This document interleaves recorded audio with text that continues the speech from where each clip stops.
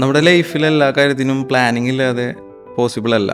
അപ്പോൾ അതുപോലെ തന്നെയാണ് കൺസ്ട്രക്ഷൻ സ്റ്റേജിൽ നമ്മുടെ വീടിൻ്റെ ഇൻറ്റീരിയർ എന്ന് പറയുന്നത്. അത് സ്റ്റാർട്ടിങ്ങിലെ തന്നെ പ്ലാൻ ചെയ്യണം. നമുക്ക് എപ്പോഴാണോ ഒരു വീടിൻ്റെ ഫർണിച്ചർ ലേഔട്ട് ഫൈനലായി കിട്ടുന്നത് അന്ന് തന്നെ അതിൻ്റെ പ്ലാനിങ് സ്റ്റാർട്ട് ചെയ്യുക. നമുക്കൊരു ബഡ്ജറ്റ് ഐഡിയ ക്രിയേറ്റ് ചെയ്ത് കിട്ടും. അതുകൂടാതെ തന്നെ നമ്മളുടെ ഇൻറ്റീരിയറിൻ്റെ ഭംഗി കൂട്ടാനായിട്ടുള്ള ഐഡിയാസ് അവരുമായിട്ട് ഡിസ്കസ് ചെയ്യാൻ പറ്റും. ഒരു എക്സാമ്പിൾ പറയുകയാണെങ്കിൽ ചില വാളുകൾ നമുക്ക് ചിലപ്പോൾ ആവശ്യം ഉണ്ടാവില്ല. അപ്പോൾ നമുക്ക് അവിടെ ഫിനാൻഷ്യൽ ലാഭം കിട്ടും. ഇത്ര നാളത്തെ ഒരു എക്സ്പീരിയൻസ് വെച്ചിട്ട് പറയുകയാണെങ്കിൽ എപ്പോഴാണോ വീടിൻ്റെ ഫ്ലോർ പ്ലാൻ നമുക്ക് ഫൈനലായി കിട്ടുന്നത് അന്ന് തന്നെ അതിൻ്റെ ഇൻറ്റീരിയറും പ്ലാൻ ചെയ്യാം. ഇതിൻ്റെ മറ്റൊരു പ്രത്യേകത എന്ന് പറയുന്നത് നമ്മളുടെ സ്പേസിനെ നമുക്ക് കൂടുതൽ ഫങ്ഷണലാക്കാൻ പറ്റും. എക്സാമ്പിൾ പറയുകയാണെങ്കിൽ നമുക്ക് ആവശ്യത്തിന് പ്ലംബിംഗ് പോയിന്റ്സുകൾ ആവശ്യമുള്ള സ്ഥലത്ത് വേണം, ഇലക്ട്രിക്കൽ പോയിന്റ്സുകൾ ആവശ്യമുള്ള സ്ഥലത്ത് വേണം. ഇപ്പോൾ ഒരു പ്ലാന്റ് വയ്ക്കുകയാണ്, ആ പ്ലാന്റിലേക്ക് സ്പോട്ട് ലൈറ്റ്സ് വേണം.